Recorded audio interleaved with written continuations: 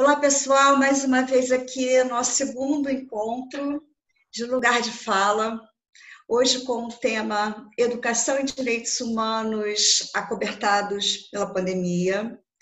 A nossa convidada hoje especial é a professora Élika Takemoto, professora de Física do Cefet, Rio de Janeiro, formada pela UFRJ, doutora em Filosofia pela UERJ, autora do livro Isaac no Mundo das Partículas, que tornou-se uma peça, né? Ganhou o prêmio Saraiva com o seu blog Minha Vida é um Blog Aberto. E, Élika, muito obrigada pela sua presença. Muito bom você estar aqui hoje para a gente conversar.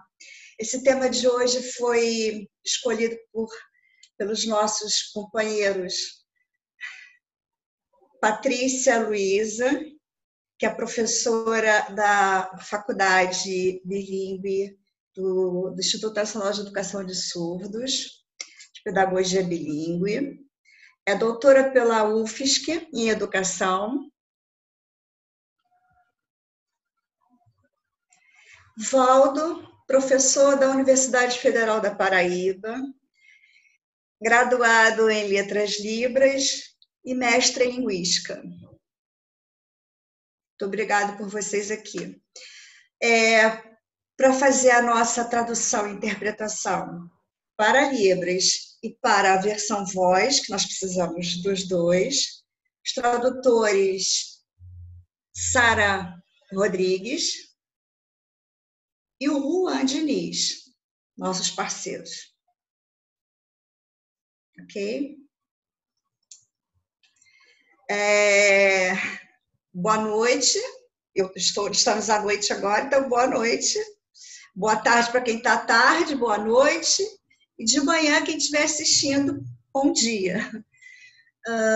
Élika, você quer falar alguma coisa sobre esse momento? Eu li, Élika, rapidinho, assim, que você postou na sua rede, sobre um momento de perseguição que os alunos do Cefet, do Grêmio, estavam sofrendo, né, pela direção do Cefet, pelo diretor que é o interventor, né? Aliás, isso foi uma questão muito séria, não só no Cefet, mas assim como no Instituto de Surdos, como na Universidade Federal da Bahia e tantas outras IFES, o governo não respeitou o processo democrático e colocou, né, a sua escolha ali.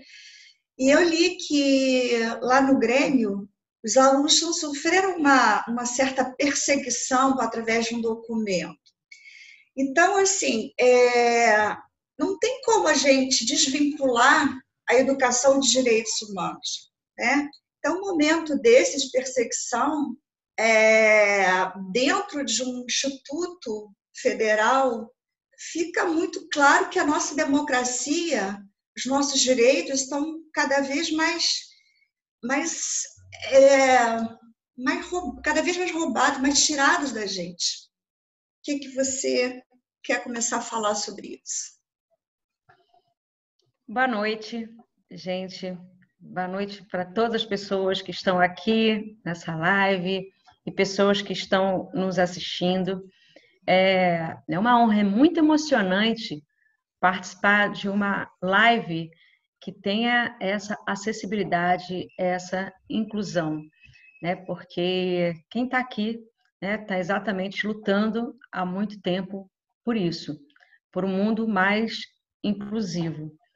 E a gente está no momento que o que nós temos para hoje, né, são muitas lives e que a gente tem dificuldade de fazer essa acessibilidade com essas lives que estão acontecendo. Então, eu poder participar de um momento como esse, conversar, né, com a comunidade surda, para mim é muito emocionante. Então, agradeço muito essa oportunidade de estar aqui.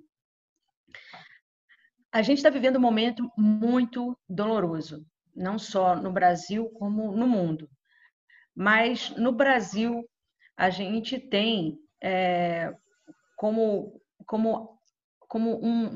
algo, né, um ingrediente que piora tudo isso, que é o governo que nós temos. É um chefe de nação que não respeita a vida das pessoas. A gente está caminhando exatamente hoje para quase 80 mil mortos. E o que se viu o presidente fazer essa semana foi trocar de camisas de times de futebol sorrindo, né? E desde o início ele vem, parece que debochando até dessas mortes. A gente segue sem ministro da Saúde e agora com o quarto nome como ministro da Educação. Então, eu sou professora do Cefet, aqui no Rio de Janeiro, uma instituição de ensino extremamente séria. Nós temos, para além do curso de técnicos, nível médio, ensino médio, que forma técnicos, nós temos também a graduação, vários cursos de graduação, nós temos mestrado, nós temos doutorado. Então, é uma instituição que sempre trabalhou de forma muito séria, sempre fez muito bem para a sociedade. Assim como várias universidades e institutos federais. Quando entra esse governo, aliás, quando a Dilma toma o golpe, quando nós, a democracia, toma o golpe, a gente já começa a ver, juntamente com isso, um ataque às universidades, aos institutos federais, aos Cefet e aos professores como um todo, assim como os artistas. Por que será que ocorre esse ataque? Exatamente num setor onde faz a população pensar, como é o setor da educação e o setor da arte, onde a gente faz a gente se comunicar de uma forma melhor. Por que esse ataque a nós? O que está acontecendo no Cefet, assim como em alguns institutos federais, é uma intervenção federal. Ou seja, nós elegemos de forma democrática um diretor-geral ou um reitor, no caso do IF, e ele não foi nomeado. Quem foi nomeado foi uma pessoa escolhida, né, pelo ministro da Educação, na época, o Weintraub. E essa pessoa que está lá, no Cefet agora, e em alguns institutos federais, até em universidades sob intervenção, elas estão agindo de uma forma completamente autoritária. No caso do Cefet, como a Jurema narrou, nós tivemos, na semana passada, uma perseguição ao Grêmio. Saiu uma carta redigida pelo MEC, assinada também pelo diretor-geral, pedindo para o Grêmio se retratar, falando que a demora da gente iniciar um ensino remoto no Cefet vinha por conta da pressão que o Grêmio Estudantil estava fazendo, pedindo para que os alunos se recusassem a ter um ensino à distância. A demora que está acontecendo para a gente iniciar um ensino remoto no Cefet, Rio de Janeiro, é por conta das confusões que está acontecendo exatamente na gestão. E, para ele não assumir a incompetência dessa direção, dessa gestão, eles estão culpando o Grêmio Estudantil, que sempre teve total liberdade para atuar no Cefet, e a gente sabe que Grêmio Estudantil sempre fez, de certa forma, uma certa rebelião, uma certa revolução dentro da escola, pedindo melhoras para vários setores. Revolucionária em essência, um Grêmio Estudantil. Então, agora tem essa perseguição. Foram exonerados vários diretores de várias unidades do Cefet e estão sendo nomeadas pessoas que são aliados a esse governo e a essa gestão, que é uma gestão autoritária. Isso que acontece no Cefet, isso que acontece no Instituto Federal, isso que está acontecendo em algumas universidades, não é um problema pontual, é um problema nosso, porque essas instituições são instituições públicas que servem à sociedade. Então, quando atacam essas instituições, essas pessoas estão atacando a democracia, estão fazendo mal para a sociedade como um todo. Desde que essa intervenção começou, nós, professores e professoras do Cefet, estamos paralisados, deprimidos, sem energia para fazer um trabalho decente, como a gente sempre fez, porque todo dia a gente tem que lidar com o absurdo que o próprio presidente dessa nação está cometendo, ou que um governador está cometendo, no caso do Rio de Janeiro, um prefeito está cometendo, no caso do Rio de Janeiro, e no caso do Cefet, um interventor. Então, era um momento que a gente tinha que estar debatendo exatamente como a gente vai fazer daqui para frente, em termos de educação. Como a gente vai repensar a educação. É tão importante assim, né, essa preocupação de salvar o ano letivo, salvar o ano letivo. Será que num momento como esse, em que a gente está com quase 80 mil mortos, em que a gente está perdendo entes queridos, familiares queridos, em que a gente está, como no meu caso, e milhares de pessoas no Brasil, há 4 meses sem ver mãe, pai, ou ainda não podendo sequer velar, como aconteceu em muitos casos conhecidos meus, o corpo da mãe ou o corpo do pai. Será que é tão importante assim a gente se preocupar com o conteúdo, em salvar o ano letivo? E se for essa preocupação, por que a gente não estaria discutindo isso sério? Então, essa confusão de ministro da Educação com ministro da Saúde, com o governo, isso acaba atrasando a nossa produção. Então, eu só tenho a lamentar, eu gostaria de trazer, num momento como esse, palavras bonitas, palavras de esperança, mas a gente está vivendo uma situação muito caótica. Então, o que eu posso fazer é trazer palavras de força para a gente tentar se fortalecer, fazendo esse tipo de encontro, que eu me fortaleço muito quando eu consigo me comunicar, né, com Patrícia, com Valdo. Isso é uma força a mais que a gente ganha. Isso aqui é muito importante que está sendo feito aqui, certo? É a gente se fortalecer para enfrentar um momento tão difícil como esse. Obrigada, Érica, pelas suas explicações. Eu vou passar a palavra para a Patrícia, porque, como você falou, esses meses todos estão sofrendo, todas nós estamos sofrendo pelo distanciamento, e eu fico imaginando retornar para a escola, que não envolve só o professor e os cuidados com o aluno, envolve quem está na limpeza, quem está na cantina, quem está no refeitório, pessoas que vão pegar 2 conduções.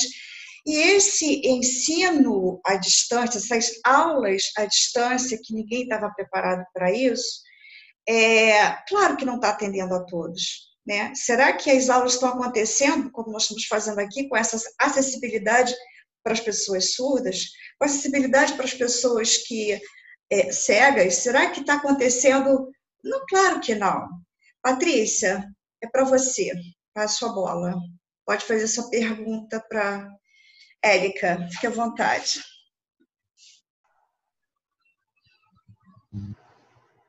Olá, a verdade é que esse momento de pandemia que nós estamos enfrentando é um momento muito angustiante para todos nós, né?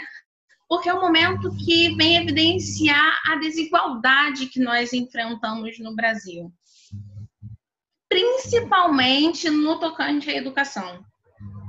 E a educação pública, né, é quem mais sofre com tudo isso. Quando nós colocamos em pauta a educação pública e a educação privada, nós percebemos que quem consegue pagar a escola, quem pode pagar essa educação, tem acesso à internet, né, tem acesso a outros meios para conseguir fazer educação remota. E aí o aluno da escola pública, por exemplo, acaba não tendo acesso a esse atendimento remoto. No meu caso, eu sou professora do Departamento de Ensino Superior, no INES, e nós percebemos que nas reuniões de colegiado, os alunos eles manifestam esse não desejo, né, de ter a educação remota. porque muitos dos nossos alunos moram em lugares distantes e aí não têm acesso a uma internet de qualidade. E aí nós, quanto professores, resolvemos, então, respeitar esse desejo dos alunos nesse momento. Nós percebemos, sim, que existe uma pressão muito grande por parte do MEC e de toda a gestão do Instituto, mas nós devemos priorizar os nossos alunos. Existem alunos ali que não têm computador, que não têm internet. E aí, se nós tivéssemos todo um equipamento que pudesse proporcionar uma educação de qualidade para todos os alunos e atender a totalidade dos alunos, aí sim nós poderíamos pensar em estratégias para este momento. Mas não é o caso. Então, eu concordo que nesse momento que nós estamos enfrentando de pandemia, nós temos uma evidência muito grande da desigualdade social que nós estamos vivendo. Isso já ocorria pré-pandemia, mas atualmente nós temos visto que está ainda muito pior por conta da forma como o governo tem gerido esta situação. Portanto, uma preocupação que eu trago nesse momento, quanto professora, porque nós somos professores e estamos inseridos, de fato, na educação, percebemos que não temos valor, não somos valorizados nesse momento.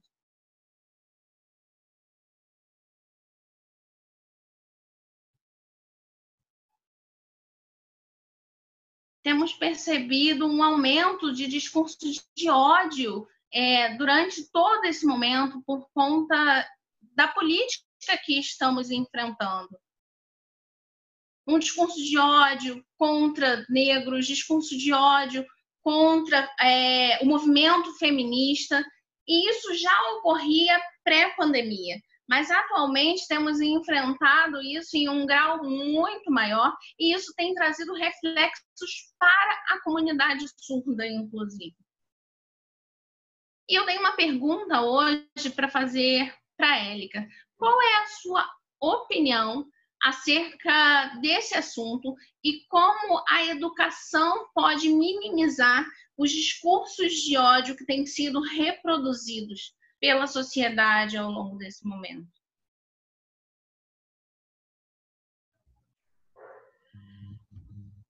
Patrícia, você falou muitas verdades, né? A gente, de fato, já não vinha bem. A sociedade já estava injusta há muito tempo, mas essa pandemia ela fez, né? Ela fez tornar isso ainda mais para a superfície, né? Ficou mais visível essa desigualdade e essa falta de cuidado com as pessoas mais vulneráveis, né? De fato, a gente está vendo em algumas cidades, em alguns estados do país, algumas escolas públicas tentando esse ensino remoto. Mas é muito complicado, porque a nossa realidade, a realidade da educação já era muito caótica, né? A gente tem várias escolas estaduais e municipais, escolas públicas, que não tem sequer professor para dar uma determinada disciplina. Então, isso já estava caótico.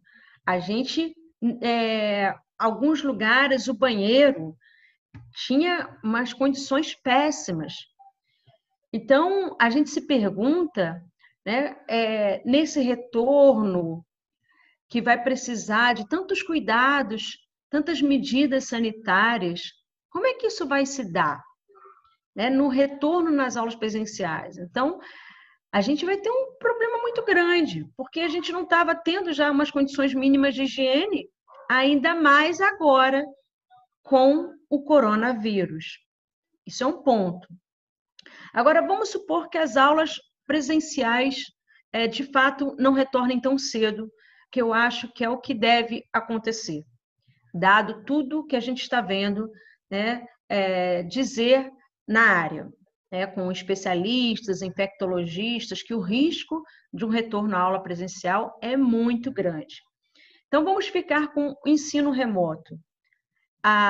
É muito complicado, porque, como você falou, né, a nossa realidade é que tem muita gente que não tem internet em casa.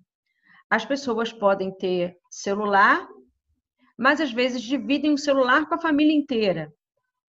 As pessoas podem ter celular e não ter uma internet boa também, que não basta ter internet. Olha a gente aqui, né? Toda hora cai, trava. Imagina isso numa turma com 40 alunos ou uma professora que tem, né, 5, 6, 10 turmas. Isso é complicadíssimo, né? A logística disso é muito complicada.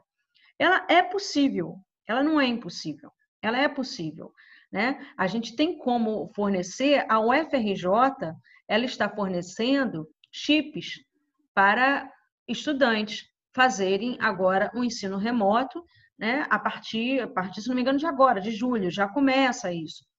Né? Então, tem como a gente oferecer chips, ou, quiçá, fazendo, de repente, alguma parceria, aparelhos, tablets, para as pessoas que não têm condição de adquirir. Ou ainda, né, associar com os correios e levar o material impresso a quem, de repente, não tem tanta facilidade assim de conseguir internet. Ainda assim, seria muito difícil, mas se a gente tivesse vontade política para que isso acontecesse, pessoas de fato preocupadas com a educação, a gente estaria agindo de uma forma muito melhor do que a gente está agindo agora. Então, essa pandemia já pegou um país que não valorizava a educação, que nunca valorizou a educação como deveria. Tudo bem que nunca foi fácil ser professor nesse país, mas a partir do golpe está sendo praticamente impossível. Eu nunca vi na minha carreira, né, de 25 anos como professora, tantos colegas deprimidos, porque nós nos tornamos inimigos da sociedade. Né? Então, a gente está com tudo isso. E quando a gente fala em trabalho remoto também, a gente tem que levar em consideração, óbvio, os alunos e as alunas, mas temos que levar em condição também o professor e a professora, que aqui está. Muitas dessas pessoas estão, como eu, tomando conta de filhos, tomando conta da casa, certo? Tomando conta, às vezes, de um idoso, de uma idosa, ou a própria pessoa também já está com problema de saúde. Não é fácil a gente ficar sentada durante muito tempo, isso causa problemas para a gente. Todos nós estamos muito abalados emocionalmente, a gente está passando por um momento muito traumático. Então, a gente já é muito delicado, mas agora a gente ficou mais delicado ainda. A gente tem que tomar muito cuidado com as pessoas. E aí, Patrícia, quando você fala de como a gente minimiza esse discurso do ódio, a única forma de você rebater o ódio, acho eu, é com muito amor. Não tem outra saída. Então, num momento como esse, eu, como educadora, eu fico muito preocupada com essa pressa de se passar conteúdo. Porque conteúdo a gente não está passando amor. E é um momento que o nosso inimigo é muito cruel, é muito perverso. A gente tem que estar ensinando mais do que nunca todas as formas de solidariedade possível, todas as formas de carinho e amor que a gente pode ter. Tem muita gente passando fome, tem muita gente sofrendo de verdade. A gente já estava com muitas pessoas sofrendo de depressão e ansiedade, e isso aumentou demais. A solidão dói, e tem doído muito ultimamente. Então, lidar com o futuro incerto já era complicado. O nosso futuro nunca esteve tão incerto e tão tenebroso como está agora. Então, é o momento da gente respirar fundo e sempre que se tiver que falar alguma coisa, principalmente publicamente, é tentar passar amor para as pessoas, né? E mostrar o quanto que o amor é construtivo e o quanto que o ódio ele é destrutivo. E isso que está acontecendo, essa sociedade assim, essas mortes acontecendo, como você sinalizou, esse descaso para as pessoas pretas, para a comunidade LGBTQI+, para as mulheres, para as pessoas surdas, cegas, né? Esse descaso todo, né? Tem a ver com esse discurso de ódio, de desprezo. Como é que a gente elimina isso? É abraçando, né? É trocando afeto, é trocando amor. Eu não vejo outra forma. Eu acho que se a gente devolver isso com muita raiva, com muito ódio, é aquilo que já disse o grande mestre: olho por olho, acabaremos todos cegos. O cego aqui tomado uma medida bem ruim mesmo, é sem olho mesmo, a gente perdendo, né, saúde, perdendo a capacidade de raciocinar. Voltando aqui. Opa, voltei. Bom, Érica, eu estou aqui, tudo que vocês estão falando, então eu estou com o seu livro aqui, seu último livro, Nós Somos a Tempestade, né? Mas nós estamos numa tempestade que, nossa, e estamos falando que o tema hoje é educação e direitos humanos nessa tempestade que chama-se coronavírus, né? E aí eu fico pensando muito que como que a gente vai falar da educação, toda essa questão de saúde precária, né? Aqui as clínicas da família foram sendo fechadas com essa prefeitura. O nosso amigo Valdo, que está aqui, ele teve Covid e ele sabe o que ele passou, ele como pessoa surda.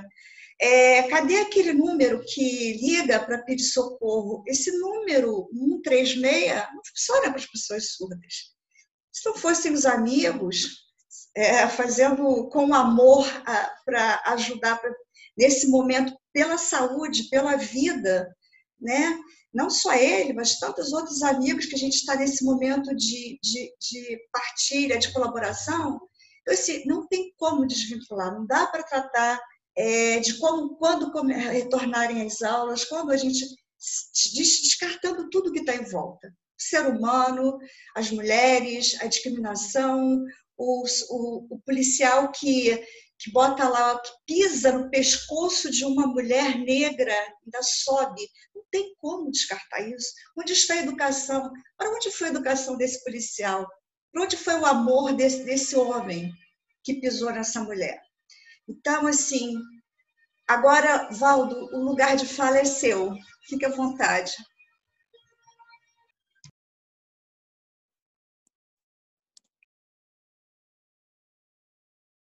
Então, boa noite a todos. É um prazer estar aqui com vocês que estão assistindo também, e também encontrando pela primeira vez, digamos que pessoalmente, a Élica. E eu vou trazer só uma pequena abordagem, né? Um pequeno resumo sobre o que as pessoas com surdez, com cegueira, com surdo-cegueira estão passando, né? O meu sinal é esse aqui. Antes eu tinha um cabelão com rabo de cavalo. Eu vou fazer uma audiodescrição. Eu estou num fundo verde, estou com um cabelo grisalho, meio cinza, meio preto, com a camisa roxa e tenho uma barba. Estou de cabelo curto, tá bom? Eu tenho a cor da pele branca. E diante de tudo isso que a Patrícia falou sobre a atual situação que está acontecendo no Instituto Nacional de Educação de Surdos, não é muito diferente aqui na Federal da Paraíba, por conta da própria preocupação dos formandos que estão no último semestre e precisam se formar, e aqueles que ainda vão ingressar na instituição. Então, além dessa preocupação do coronavírus, existe essa preocupação dos estudantes formandos e dos ingressandos também.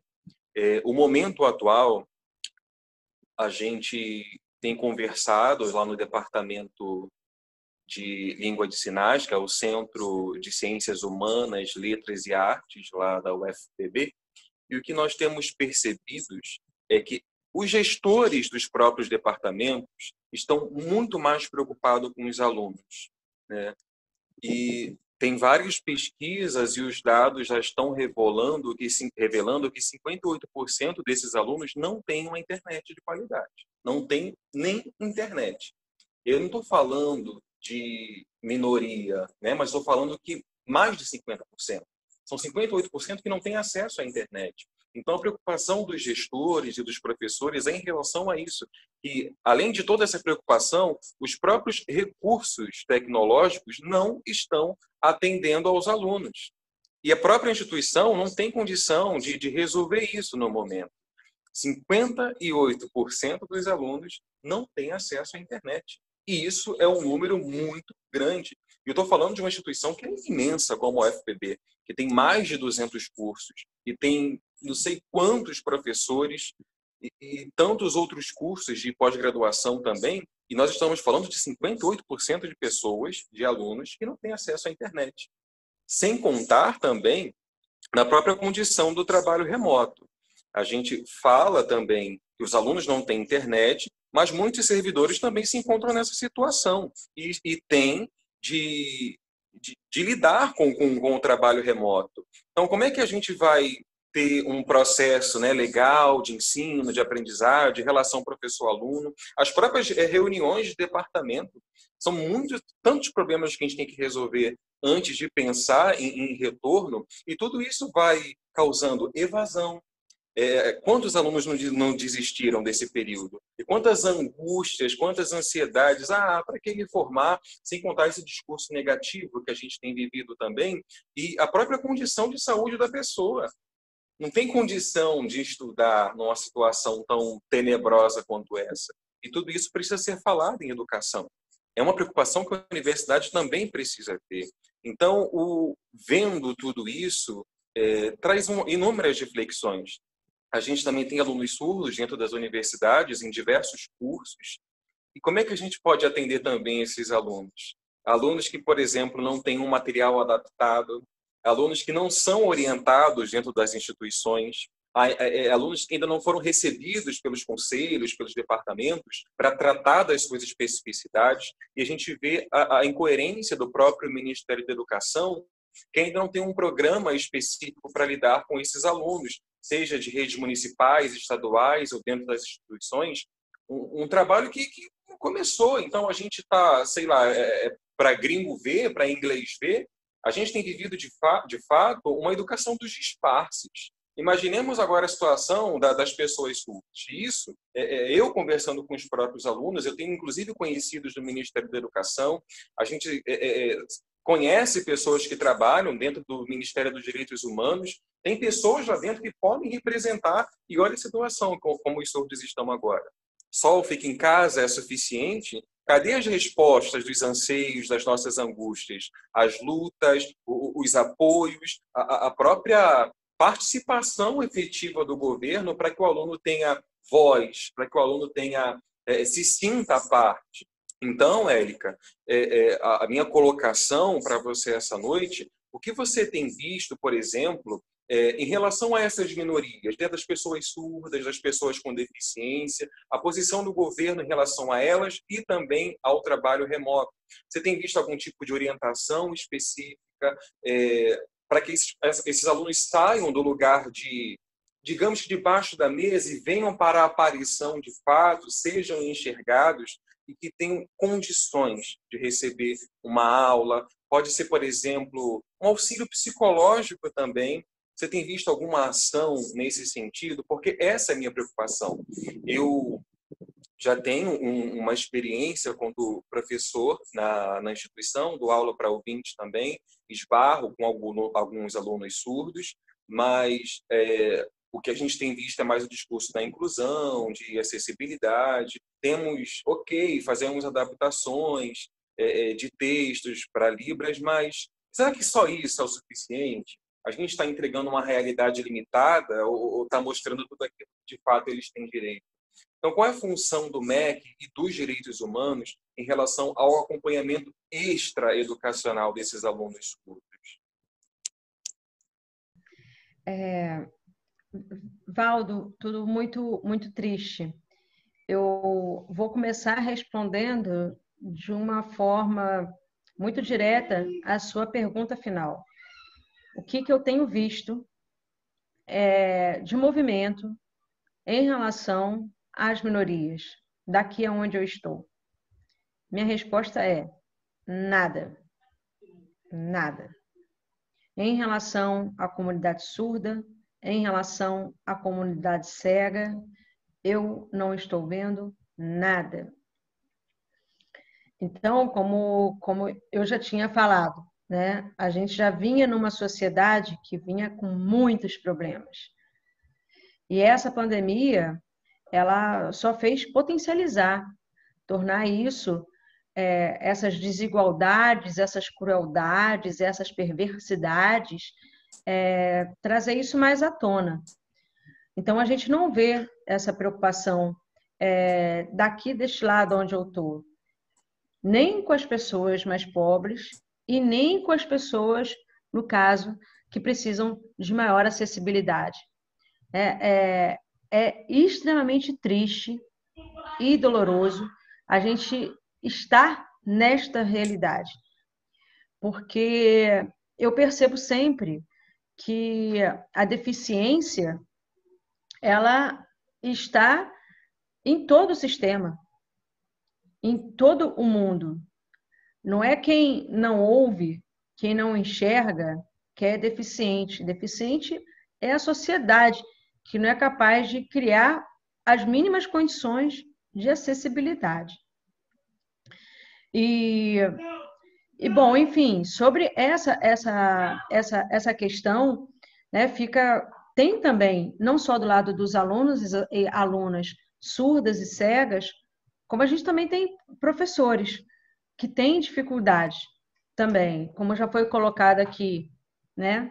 O meu caso não chega a ser um caso assim, com tanta coisa, mas eu tenho problemas de audição. Eu uso prótese auditiva, né? E em vários momentos, às vezes, eu tenho que colocar fone para conseguir ouvir direito o aluno, e isso também me gera mais ansiedade, às vezes irritabilidade, porque, né, porque eu não consigo ouvir direito, então o problema é meu, aí é mais um problema para além de uma conexão ruim, né? Eu não estou conseguindo direito, mas esse meu problema é mínimo em relação a outros problemas de acessibilidade maior. Então, a gente, como eu estou falando, a gente já vinha caminhando no mundo muito, muito ruim, né? E a questão toda assim, a gente foi colocado aí por você, Valdo, de alguma forma, o conceito de tempo, né? Que a gente precisa correr para se formar, né? Bom, enfim, a gente de alguma forma precisa correr. Então, eu concordo que essa corrida e uma atenção maior tem que ser dada para as pessoas que estão nos últimos períodos, né? No último ano do ensino médio, tem que ser dada uma atenção maior. Se tiver que começar, que comecemos por essas pessoas. E quanto a todo o resto, eu acho que é o momento da gente refletir sobre por que a gente tinha tanta pressa assim, né? Qual é a necessidade disso? E aí eu quero retornar uma coisa que a Patrícia falou no início. Ela falou o seguinte: os alunos da escola privada estão tendo ensino remoto, das escolas públicas não. Muito bem, isso é um fato. Agora, a gente pode até falar da palavra ensino. Está tendo um ensino, né? Estão passando alguma coisa, algum conteúdo. Agora, educação já é uma outra coisa. Como a gente está falando aqui, a gente educa patamente.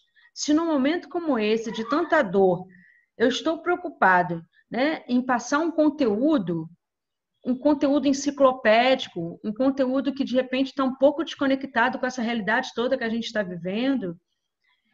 Eu não sei até que ponto esse ensino remoto está fazendo bem para esse ser humano ou está fazendo mal para esse ser humano. Que cidadão é esse que eu estou formando? Né? Com essa pressa de ensinar um conteúdo e não contextualizar, né, todo esse problema que a gente está vivendo.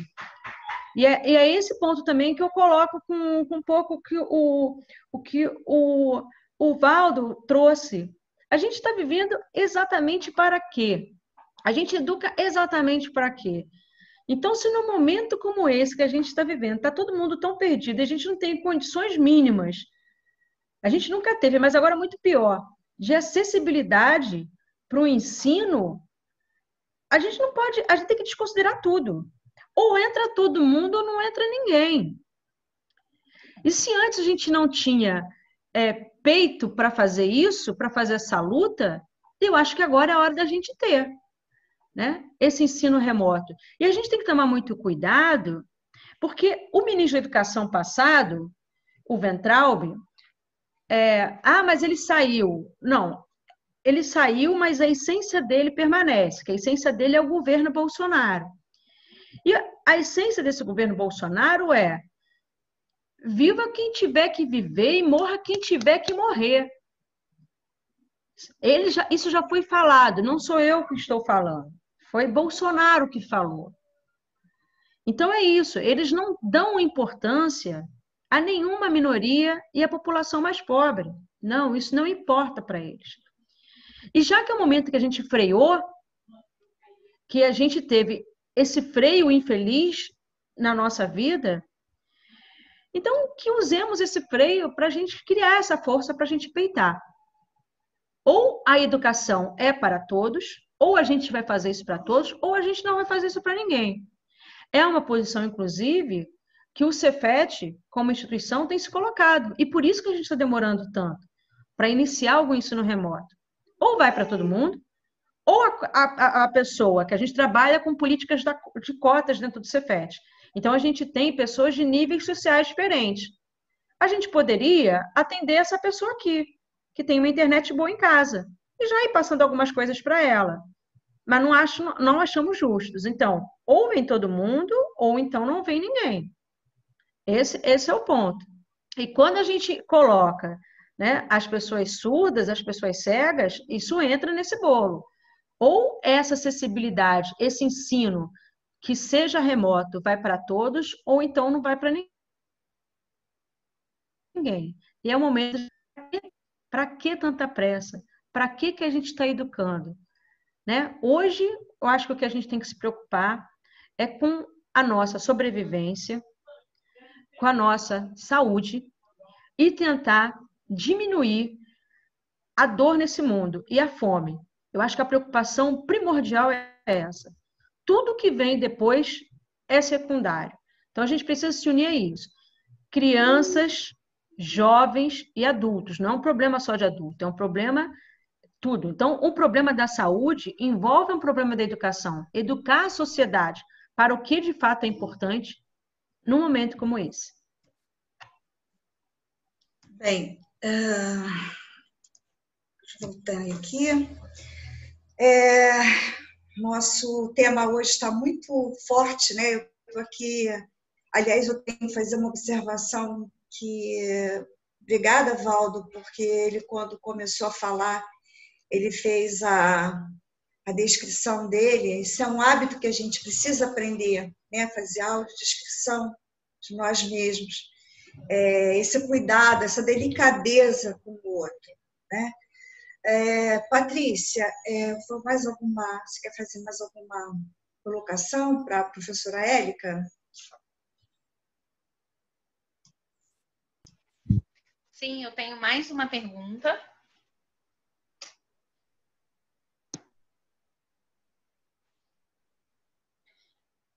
Sobre toda essa explanação que foi apresentada aqui nessa noite, né? Essa conversa gostosa sobre educação, sobre ensino remoto, esse momento crítico que nós estamos vivendo e a necessidade de termos uma atuação mais plena dos direitos humanos, nós percebemos que nesse momento de pandemia tem sido evidenciado grandes falhas no sistema. O que já era ruim ficou muito pior. Nós estamos hoje no mês de julho e presenciamos agressões ainda hoje de mulheres surdas. Então, que nós temos conhecimento, apenas no mês de julho, 3 mulheres surdas foram agredidas nesse momento. E isso, nós percebemos também que falta um grande apoio por parte da sociedade ao movimento das mulheres, e principalmente das mulheres surdas. E, nossa, isso é um motivo para que nós possamos lutar, para que nós possamos, então, brigar, para que tenham intérpretes, para que tenha acessibilidade. Não dá para simplesmente ficarmos dependendo de intérpretes que façam trabalhos voluntários nesse momento. Porque nas delegacias da mulher, nós não temos acessibilidade e respeito ao direito linguístico da pessoa surda. Para a mulher ouvinte, já é muito difícil e delicado passar por um momento assim.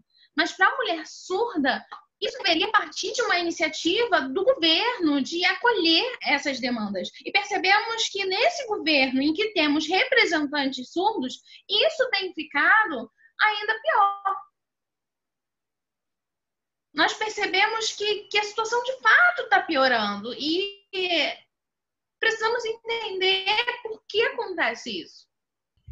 Bom, eu considerei isso mais um desabafo do que uma pergunta, né? Porque, assim, eu não tenho, assim, exatamente resposta, né?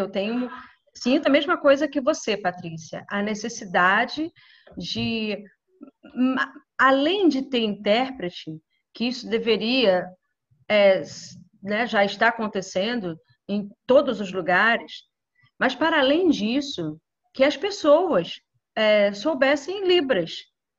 Esse é o momento, por exemplo, que ao invés da pessoa ficar se preocupada em passar conteúdo, poderia estar, né, vindo com tudo, a educação com professores de Libras, ensinando que a questão da acessibilidade hoje é importantíssima. A questão da leitura, no caso, para cegos também, fazendo leituras, a gente trabalhar essa acessibilidade. É um exemplo de como a gente poderia usar esse momento tão doloroso para ser algo útil, fazer uma sociedade melhor.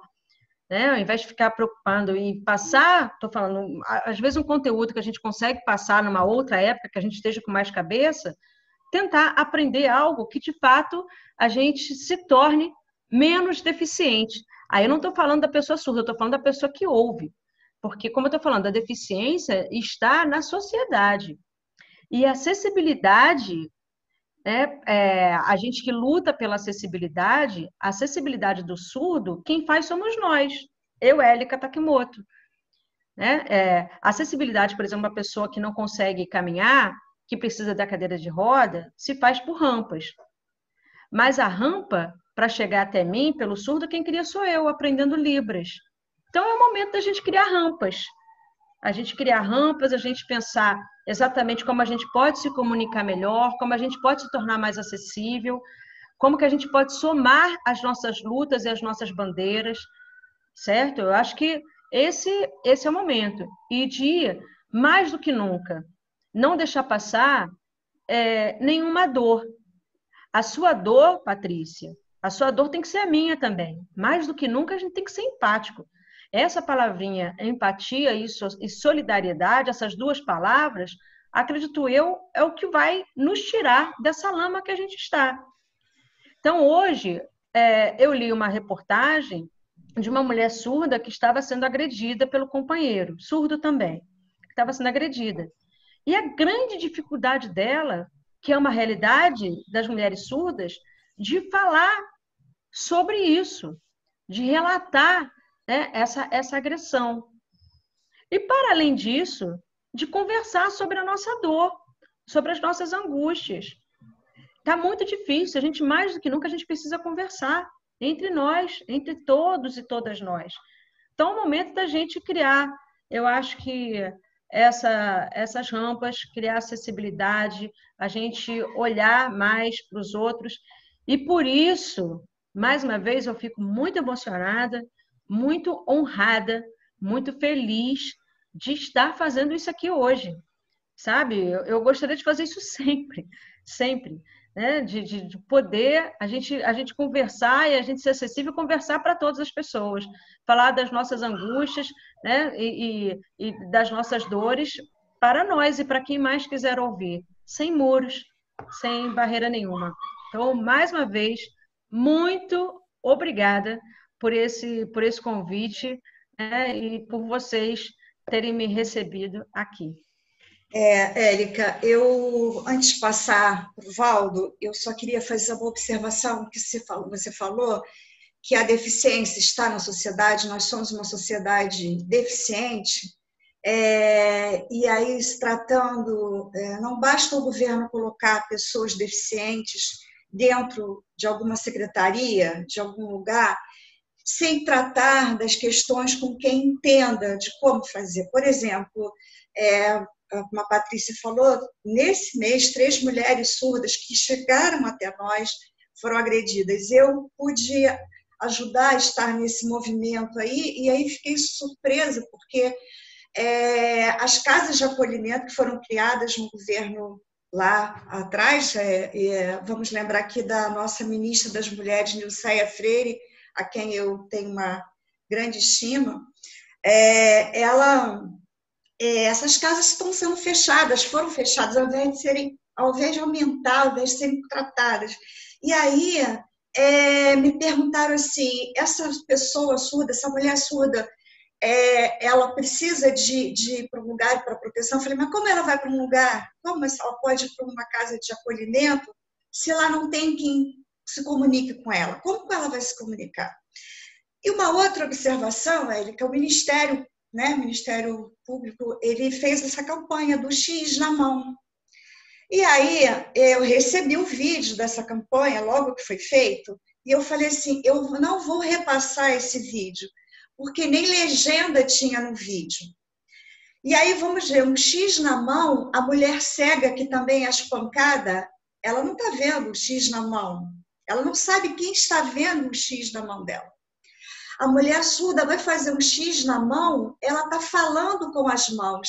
É a mesma coisa que ela está pedindo socorro com as mãos, com o X aqui, é mesmo que a gente está falando, me dá socorro, com a voz, a gente ouvinte. Ou seja, o X na mão e ela vai falar com o seu companheiro que está agredindo e o X está na mão dela. Veja bem, como lança uma campanha sem discutir se essa campanha vai atender a todas as mulheres, sem diferença. Então, é o que você disse, a sociedade é deficiente. E quando lança uma campanha, não discute se a campanha está acessível a todas as mulheres, a todas as pessoas, todas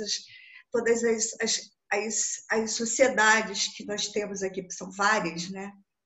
Valdo, fica com a palavra agora para você, tá? A Érica quer fazer, pode. A Érica pode falar. Posso falar? Claro. Eu me recordei, você falando, de uma live que eu fiz com a Dodora. Uhum. E mostrando a importância da gente dialogar entre nós. Porque somente a pessoa surda sabe o que ela passa. Aí, veja bem, eu, Élica, estava toda me achando, né, acessível, uma pessoa bacana, falando com a Dodora e tudo mais. Aí eu levantei a bandeira nessa live, falando assim, pois a gente tem que ter intérprete nos hospitais, a gente tem que ter intérprete, como é que fala? Em consultórios. Isso tinha que ser obrigatório. Né? E eu falando isso, aí a Dodora me deu uma cutucada e me corrigiu. Ela falou assim, olha só, não, a gente precisa que os médicos saibam Libras, que eles consigam se comunicar diretamente com a gente.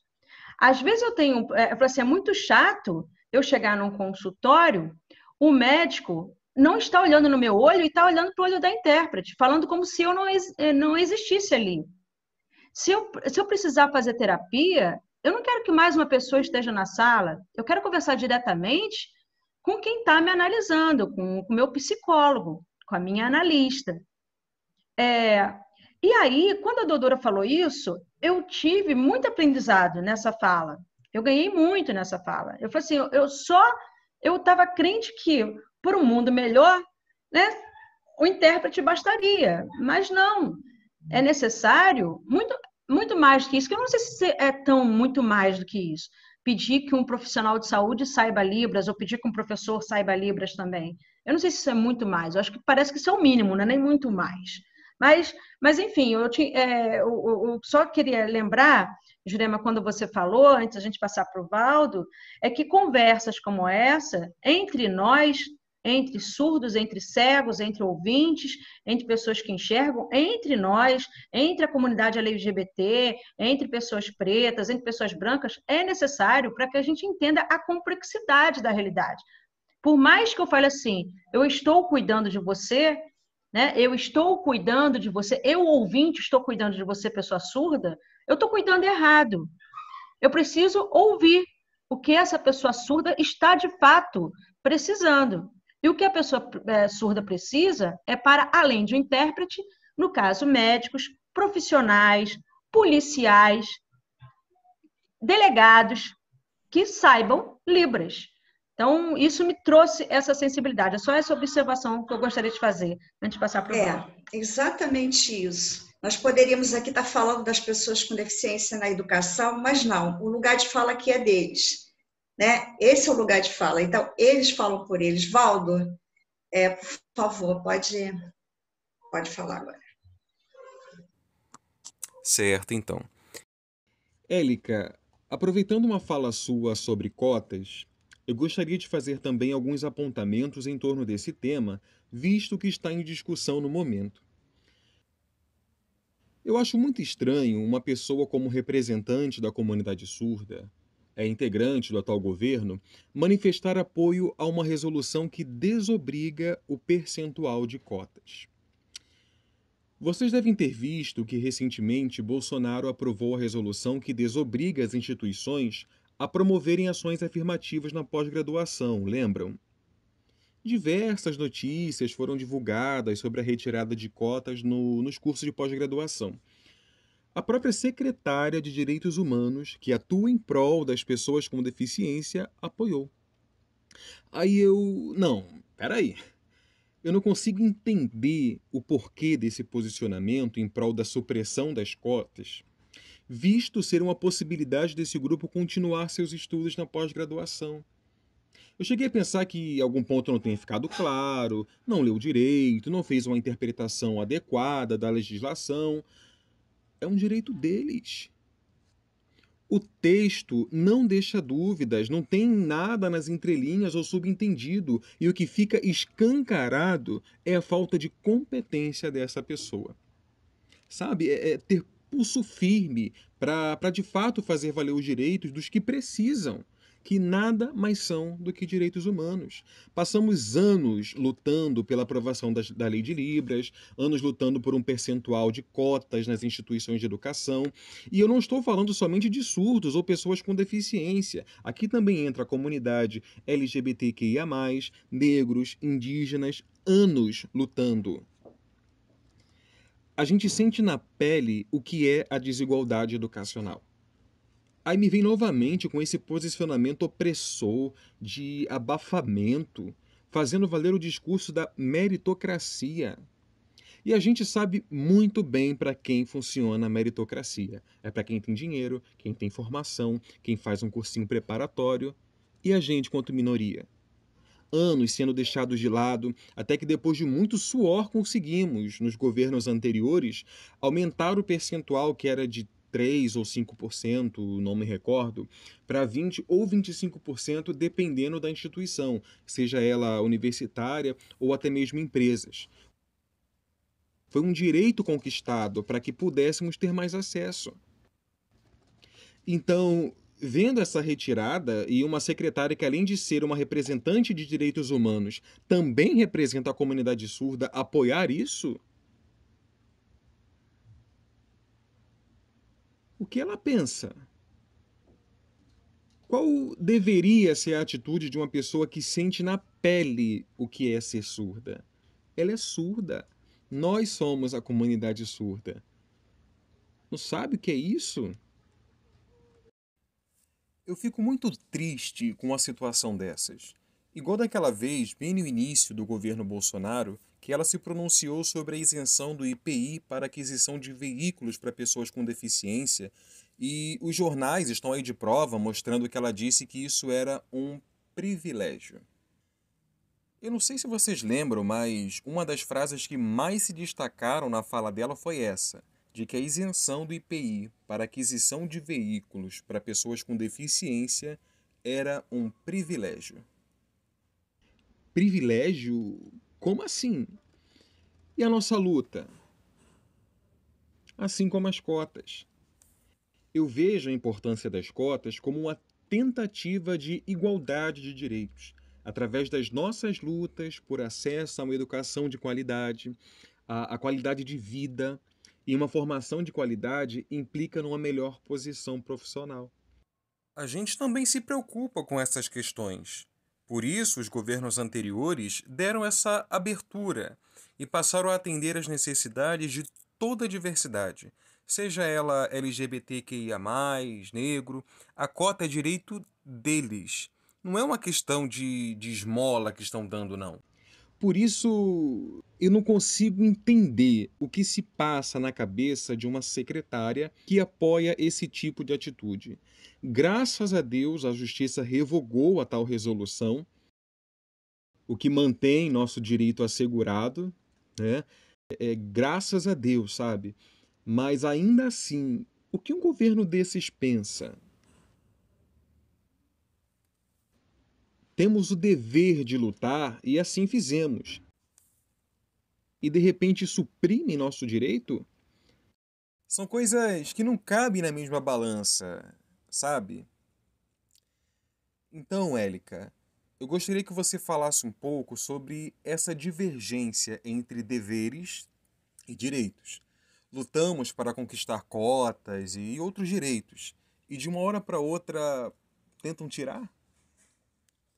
Qual a sua leitura e sensação diante dessa situação?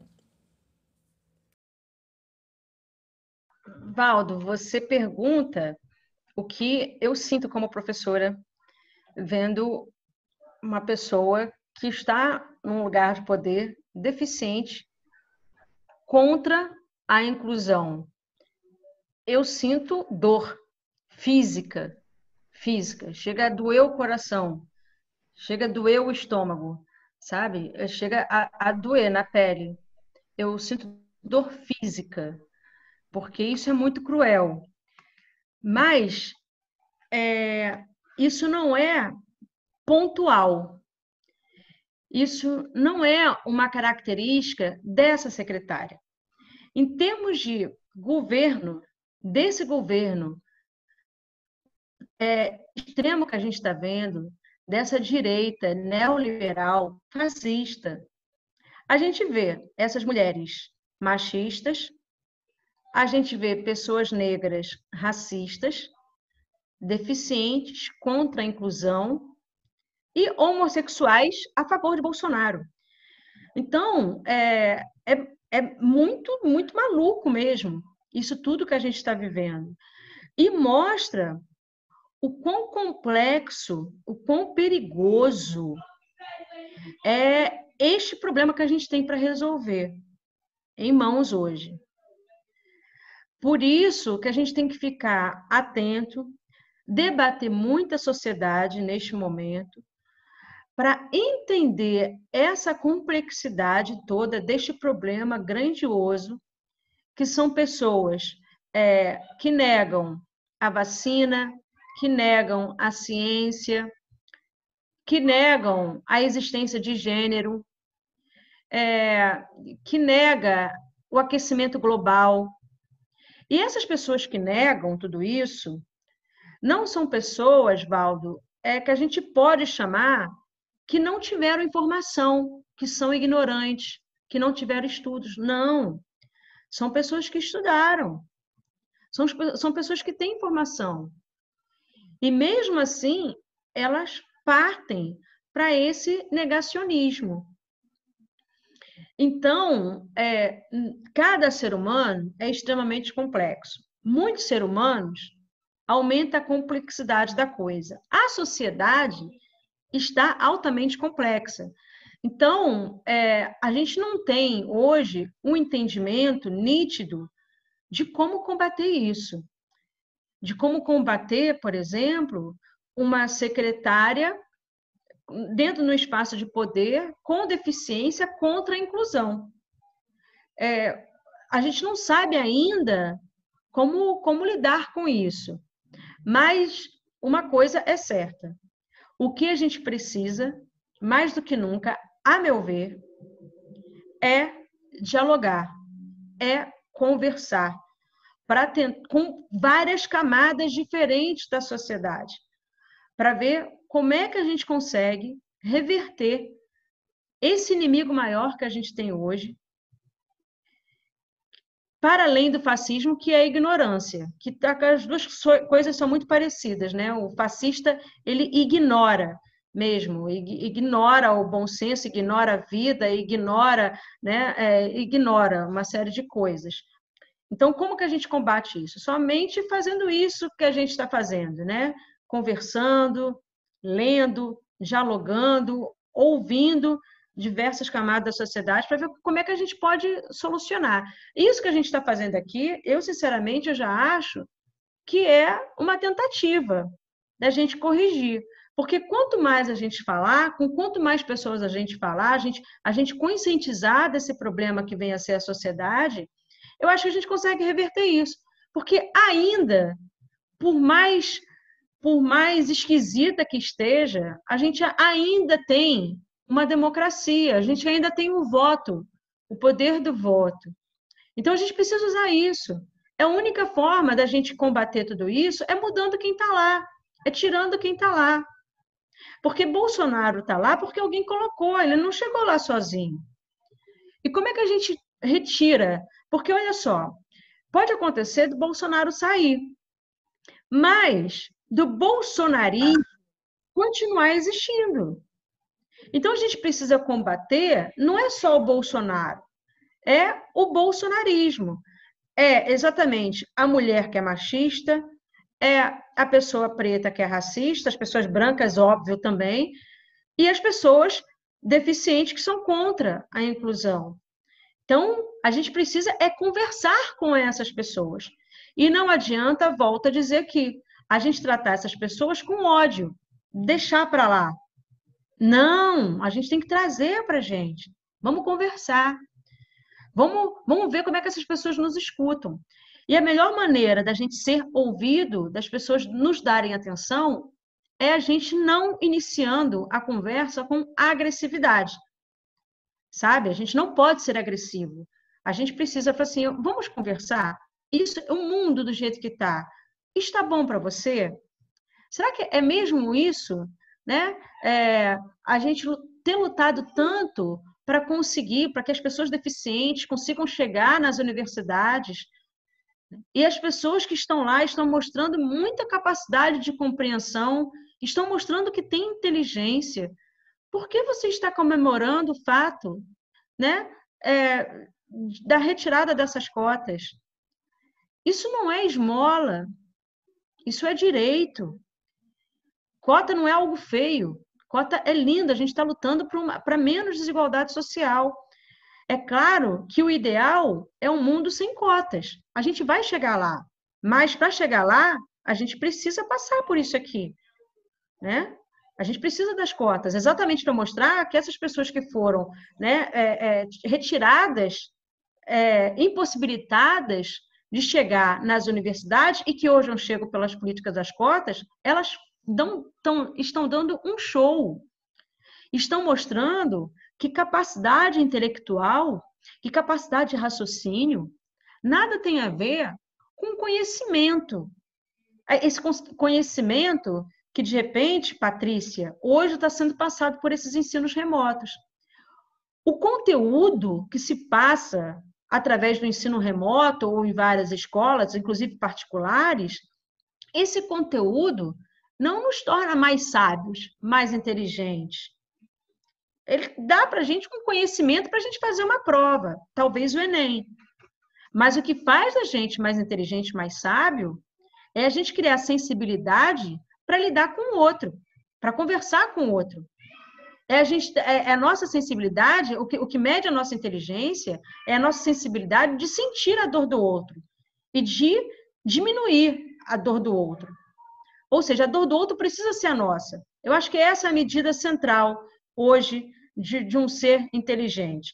Para mim, uma pessoa que vê o outro sofrendo, que vê o outro com menos oportunidade, se essa pessoa não se importar, essa pessoa ela pode conhecer toda a matemática do mundo, mas está faltando para ela muita inteligência. E essa pessoa, você pode ter certeza, ela pode estar até num lugar de poder, ela pode ter até os privilégios dela de ter dinheiro e tudo mais, mas feliz, essa pessoa não é. Sabe? Porque a felicidade, ela se dá também pelos abraços, pelos amigos e por relações verdadeiras. E essas relações verdadeiras, o dinheiro, inclusive, prejudica, né? Porque muitas pessoas se aproximam, às vezes, por interesse. Então, Valdo, a gente volta aqui falando, a gente precisa lutar por todas as pessoas, como você falou, lutar por todos. O barco é um só, né? E o mundo só vai ficar bonito se for um mundo inclusivo. Se não for para todos, não serve para ninguém. É o que eu acho. E vamos tentar diminuir essa dor, travando mais diálogos, mais conversas como essa. Gente, a nossa conversa está boa demais, ficaríamos aqui muito, mas Érica, você tem razão, até porque é o que nós querem mais. Faremos o próximo, continuaremos, porque é isso que a Érica falou, Valdo e Patrícia. Nós precisamos conversar mais, as pessoas precisam ver e ouvir mais e criarem seus próprios pensamentos, suas próprias conclusões. Ou seja, vamos perguntar para elas: você está satisfeito? Vocês estão satisfeitos com o que está acontecendo? Será que você está satisfeita com o que a Prefeitura do Rio de Janeiro está fazendo? Será que você está satisfeita com o governo federal, com o governo estadual? Então, vamos dialogar, né? Eu concordo com a Érica, nós precisamos de mais espaços como esse, porque esse ano nós teremos eleições e eu espero que as pessoas não repitam o que fizeram nas últimas, né? Fazendo notícias falsas, divulgando coisas que não são nada verdadeiras. Então, assim, as pessoas precisam refletir e, se elas escolherem tal candidato, um ou outro, se escolham por elas, pelos seus pensamentos, suas identidades. Então, assim, vamos conversar mais, concordo com você, Érica, vamos discutir mais, vamos fazer com que as pessoas reflitam e tirem suas próprias conclusões, a não ser aquelas egoístas que não tem jeito, nós temos mesmo, né? Que pensam só no seu umbigo, pensam só em si, querem... Aí não tem jeito, mas eu creio que a maioria quer o bem do outro, quer o seu próprio bem.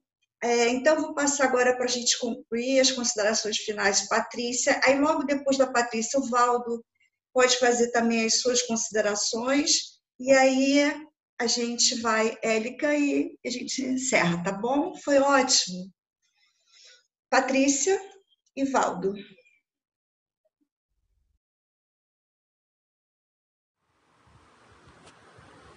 Eu gostaria de encerrar agora e, para concluir, eu gostaria de mencionar o cidadão negro americano que morreu ontem.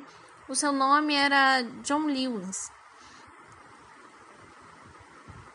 E John Lewis traz uma afirmação extremamente importante quando ele diz que a principal arma do povo é o seu voto.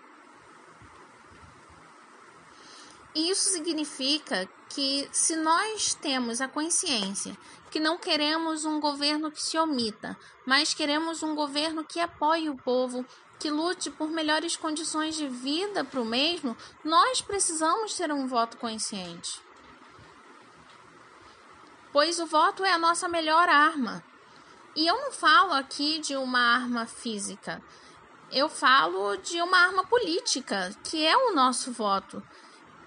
Esse é um dos principais legados que John Lewis deixou para nós, com tamanha clareza, falando sobre a importância do voto para que possamos ter um governo justo.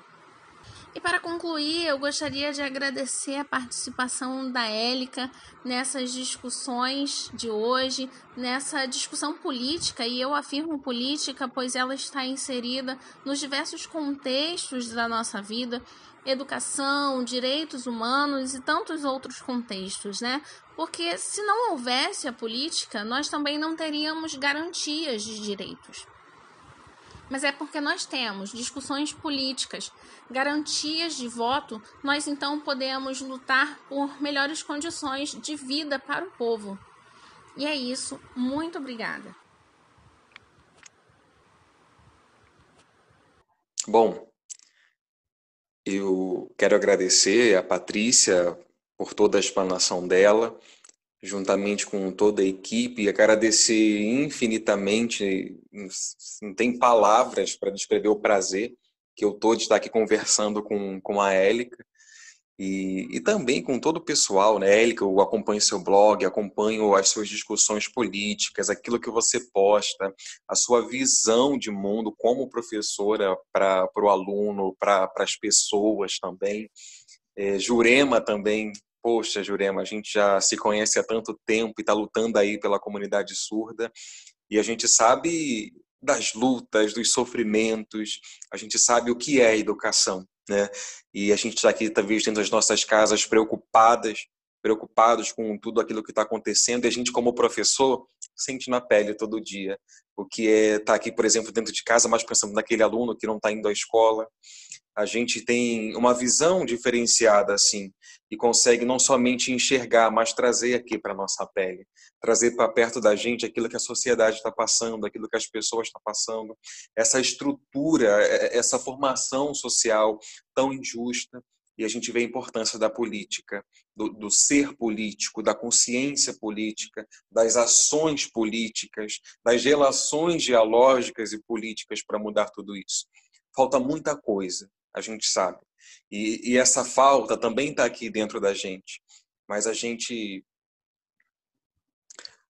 eu tenho tentado fazer a minha parte numa live que é o Café com Política, que eu tenho denominado, e eu chamo várias pessoas surdas, sabe, para falar, e aí, o que você tem visto, o que você tem enxergado, o que você está sentindo, fala aqui pra gente. Eu tenho trazido essas pessoas para falar na live, o assunto tem sido o mesmo, de audismo, de opressão, de apagamento, de falta de oportunidades linguísticas, e a nossa luta, assim, tem continuado. Seja para nós surdos, seja para a comunidade LGBTQI+. A gente tem lutado para a criação de tantas leis, de decretos, de oportunidades. Eu trago de novo a menção aí da cota. É um momento que a gente tem que trazer à tona mesmo. Não dá para voltar ao passado, não dá para reverter direitos. Olha quanto impacto que isso vai gerar daqui para frente. São assuntos que mexem com o que a gente é, com aquilo que nos torna pessoa. E o que me dói é ver um semelhante meu sendo, sabe, levantando essa bandeira bolsonarista de opressão, de apagamento, de diminuição das pessoas, de supressão de direitos. Isso é angustiante. A gente está aqui para isso, para lutar, para informar, para fazer com que as pessoas tenham conhecimento e, sabe, chega de apagamento, chega de opressão. É a nossa oportunidade para voltar à luta, para voltar aos movimentos, para voltar para ser um canal de informações para as pessoas, porque a gente tem vivido isso. A gente não é isso. Tá? Então, obrigado mais uma vez, Jurema. Obrigado pela oportunidade. Assim, sem palavras, e Muito feliz de estar vendo o rostinho de cada um de vocês. Eu sou só gratidão. É isso. O que Patrícia falou, que tudo é política, o cabelo dela curto hoje é política, o meu cabelo começando a ficar grisalho é político, né? A gente vê essa live é política, é uma marcação importante de território. Então, isso que ela falou da arma que a gente tem é o voto. Sim, é o voto, mas antes do voto a gente tem várias outras armas, Patrícia, que é o diálogo. Essa arma também é uma arma muito importante, que nos leva, inclusive, a gente votar da forma mais coerente com o que a gente pensa. E aí, Valdo, você falou da decepção que você sente em ver, né, essas pessoas hoje aí, essa pessoa com deficiência contra as cotas. Essas pessoas sempre existiram, Valdo, sempre existiram.